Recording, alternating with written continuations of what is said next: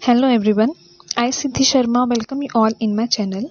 From today we are going to start our new series, that is the series of social science, and the first chapter which we are going to discuss today is the decline of Mughal Empire. As far as any competitive exam is concerned, this chapter is very important.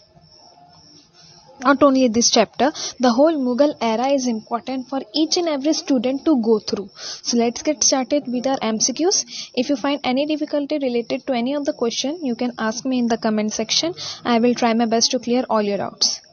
So here our first question is, civil war was occurred after dash. So civil war was occurred after the death of Bahadur Shah. Now first of all, what is civil war? Civil war means the war between two groups or two or more groups living in the same nation or in the same country, right? So after the death of Bahadur Shah, the civil war was occurred. So here our correct option is option A. Moving on, consider the following statements. Bad approach towards Hindu chief and Rajas, no destruction of temples during his rule, failed to grant Sardeshmukhi and Chauth to Marathas. Which of the following is or are correct for Bahadur Shah? Now, about Bahadur Shah, you may be knowing that Bahadur Shah was having good approach towards Hindu chief and Rajas, right? So here first option becomes incorrect. Second is no destruction of temples during his rule. So this option is correct because during his rule there were no destruction of any temples. Now next is failed to grant Sardeshmukhi and Chauth to Marathas. Now in these statements, he had granted Sardeshmukhi but he failed to grant Chauth to Marathas. Bahadur Shah, he failed to grant Chauth to Marathas. So here our third statement is also incorrect. So now what here we have to do is we have to select the incorrect statement. Now which statements are incorrect? Statement number 1 and statement number 3. So here our correct option will be option B, that is 1 and 3 only. Moving on, which of the following statements is correct regarding politics in Delhi court after death of Aurangzeb in 1707? Now consider these statements. Noble becomes very powerful, sometimes even more influential than the Mughal emperor himself. Next, Marathas and Rajputs were selectively favored by the nobles. Next, Mughal emperors became puppets of their nobles, who in turn became kingmakers. Select the correct answer using the codes given below. So here the option given are 1 only, 1 and 3 only, 2 and 3 only, 1, 2 and 3. Here our correct option is option D. Option D is our correct statement. Now we'll see why. See, first of all, especially after death of Bahadur Shah I in 1712, court politics became very intense in Delhi, right? Infighting among nobles became an important reason in succession. For example, Jahandar Shah, who was actually a weak personality, became emperor because he was supported by a strong party of nobles. Got it? Nobles always tried to outnumber each other by making alliance with one or the other Rajput or Maratha chief. Marathas gained prominence inside Delhi as a result of infighting of nobles. Sayyid brothers, you may be knowing Sayyid brothers, right? Sayyid brothers are given title of kingmakers in Indian history because they managed to pick and post at 4 puppets Mughal emperors on horn, right? That is why our correct option is option D. 1, 2 and 3 only, means all statements are correct. Moving on, the famous Kohinoor diamond was taken away from India in 18th century during the invasion of Delhi by dash. So here our correct option is option B, that is Nadir Shah. Nadir Shah was the Mughal emperor.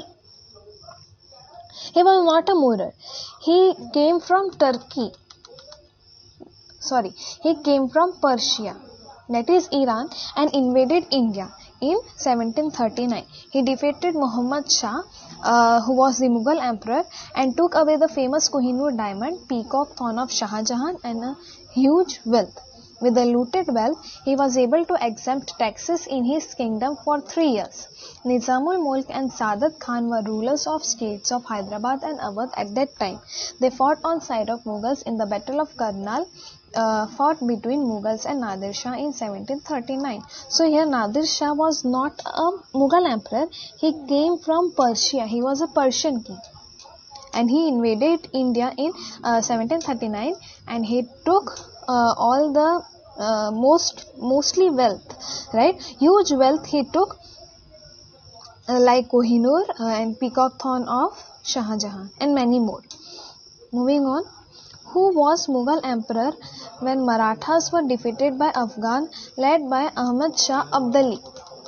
Your options are Akbar II, Shah Alam II, Muhammad Shah and Bahadur Shah Zafar. Here our correct option is option B, that is Shah Alam II. Now we'll see the reason behind this. First of all, see, the rule of Muhammad Shah was from 1719 to 48, right? Muhammad Shah's. Now Shah Alam's rule was from 1759 to 1806. 1806, right? That Akbar II, the rule of Akbar II was from 1806. Akbar is different and Akbar II is different, right? So the rule of Akbar II was from 1806 to 1837, and the rule of Bahadur Shah Zafar was from 1837 to 57. Note this. Now, Shah Alam ascended the throne in 1759 but could not see face of Delhi for a long time because he lived in mortal fear of his Hun Wazir who was present in Delhi. In 1764, he sided with Mir Kazim of Bengal and Shuja-ud-Dawla of Awadh against British East India Company in Battle of Buxar, in which he was defeated and confined to Allahabad. It was Shah Alam II who officially granted Diwani, that is revenue. Diwani means revenue of Bengal to British East India Company. He returned to Delhi in 1722 under the protection of Marathas. That is why our correct option is option B, that is Shah Alam II. Moving on, which of the following were not the causes of downfall of Mughal Empire?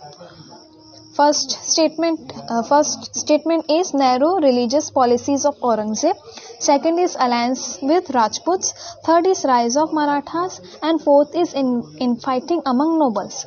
Here the coordinates are given below as option 1 only, option 2 only, option 3 only and option 4 only. Right? So here our correct option will be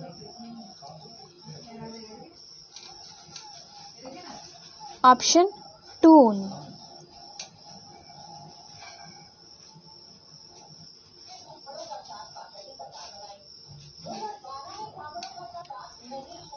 Now we'll see the reason behind this. See, first of all, narrow religious policies of Aurangzeb. So narrow religious policies of Aurangzeb like reimposition of jizya, that is jizya means tax on non-Muslims, right, which removed during the rule of Aurangzeb, created much discontent among the majority non-Muslim population of the country. So here our option, our statement 1 becomes incorrect because it was the cause for the downfall of Mughal Empire. Next is alliance with Rajput. Alliance with Rajput strengthened the empire and provided stability to it as proven by the rule of Humayun, Akbar, Jahangir and Shah Jahan. So this is not the cause of downfall of Mughal Empire. So this statement will be correct. According to our question. Now, third, rise of Marathas. Rise of Marathas and failure of Mughal in successfully accommodating and befriending them within the Mughal Empire caused great harm to Mughal as well as to India as whole. Maratha and Mughal's history of India could have been something else. So this is also the reason behind the downfall of Mughal Empire. So this statement is also incorrect. Now, infighting among nobles. Last but not the least, infighting among the nobles proved last nail in the coffin of Mughal Empire. Nobles became kingmakers and authority of the emperor became weaker by every passing day.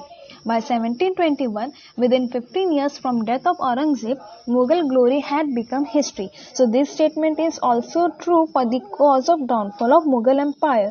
Hence this statement will be also incorrect. Finally, our correct option will be option B, that is 2 only. Moving on. The question is, in Mughal administration, the practice of ijara was dash. So here, these options are: land revenue was taken on basis of quality of land. Second is appointment of hereditary military offices. Third is farming the land revenue. Next is farming the land revenue to the highest bidder. And fourth is reserving the best lands for king's own treasury. Right. So here our correct option is option C, that is farming the land revenue to the highest bidder. The reason behind this is, after the death of Aurangzeb, the practice of ijara or farming the land revenue to the highest bidder was permitted to raise what he could from the peasantry became more common. The practice of ijara made peasants at mercy of the highest bidder of land revenue, and peasants were forced to abandon agriculture due to high irrational demands of the revenue farmers. That is why our correct option is option C, that is the farming the land revenue to the highest bidder. Moving on. Khalisa lands were dash. Options are barren lands, land belonging to enemy country, very productive land, land under direct control of crown. So here our correct option is option D, that is land under direct control of crown. The reason behind this is, during the medieval time, lands were divided into Khalisa and Jagir. Jagir land is also called as Ikta land, right? Revenue collected from Khalisa lands was directly deposited into the central treasury, that is Delhi, in case of Mughals or Delhi Sultanate. Revenue was collected by agents of emperor or sultans in these lands. Responsibility of revenue collection in Jagir or Ikta lands was given to Jagirdar, that is Mughals, or Iqtidar, that is Sultanate. See, Jagirdar is Mughal and Iqtidar is Sultanate. Only a part of revenue collected from these lands went to the central treasury. Rest was used for the administration of these Jagirs and Iqtas. That is why our correct option is option D, that is land under direct control of crown. Khalisa lands were land under direct control of crown. Moving on. Our next question is, who among the following Mughal emperor became the first pensioner for East India Company? Option given here are Ahmad Shah, Shah Alam II, Bahadur Shah and Muhammad Shah. The correct option is option B, that is Shah Alam II. The reason behind this is, after defeated in the battle, Mughal Emperor Shah Alam II had to sign the Treaty of Allahabad. As per the treaty, he granted Diwani. Now, previously I told what is Diwani Act. Diwani Act is nothing but the right to collect revenue, right?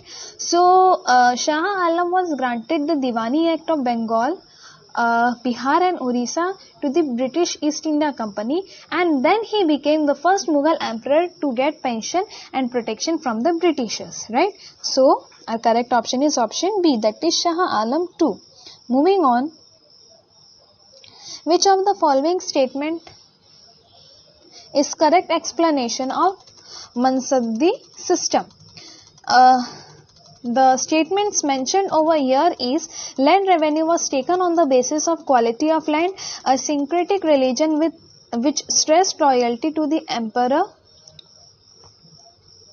a military organization of aristocracy its basis primarily being personal loyalty to the emperor. And next is reserving the best lands for king's own treasury. Here our correct option is option C, that is a military organization of aristocracy, its basis primarily being personal loyalty to the emperor. The reason behind this is the Mansabdi system was the administrative system introduced by Akbar in Mughal Empire during 1571. The word Mansab is of Arabic origin meaning rank or position. Hence, Mansabdi was the system of ranking the government officials and determined their civil and military duties along with their remunerations, right? So, our option C is here correct option. Moving on, which Mughal ruler gave permission for collecting Chauth and Sardesh Mukhi in Maratha land to Peshwa Balaji Vishwanath? The options mentioned over here is Farukh Siyar, Rafiud-Daraji, Rafiud-Dawla and Muhammad Shah. The correct option over here is Farukh Siyar. He had granted both Sardesh Mukhi and Chauth to the Marathas, right? He gave permission for collecting Chauth and Sardesh Mukhi on Maratha land to Peshwa Balaji Vishwanath. Moving on, with which Mughal general did Shivaji sign the famous treaty of Purandar in 1665 AD? The option over here is Jaswant Singh, Jai Singh, Sahista Khan and Diler Khan. The correct option over here is option B, that is Jai Singh. Here by mistake I have written Jai Shah, it should be Jai Singh. Right? The treaty was signed between the Rajput ruler Jai Singh I, who was the commander of the Mughal Empire, and Maratha Shivaji. Shivaji was forced to sign the agreement after Jai Singh besieged Purandar fort. That is why our correct option is option B, that is Jai Singh. Moving on, who launched the guerrilla warfare against Aurangzeb army?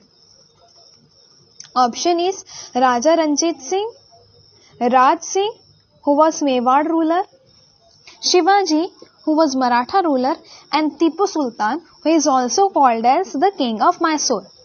Here our correct option is option C, that is Shivaji, the Maratha ruler. The reason behind this is he was a Maratha ruler and he granted guerrilla warfare against Aurangzeb's army. Moving on, our last question is, who called Muazzam as Shahi-e-Bekhabar? Here our first option mentioned is Kafi Khan, Zulfikar Khan, Kam Baksh and Noor Jahan. Our correct option is option A, that is Kafi Khan. He called Muazzam as Shahi-e-Bekhabar. So this were the MCQs on the decline of Mughal Empire. Not the whole chapter. I have covered some part of the chapter through our MCQs. If you find any difficulty related to any question, you can ask me in the comment section. It is extremely free. I will try my best to clear all your doubts. Thanks for watching this video till the end.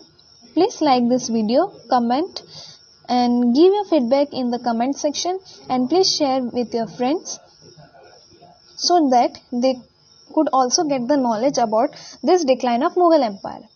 We'll meet in the next session. Till then, have a nice day. Thank you.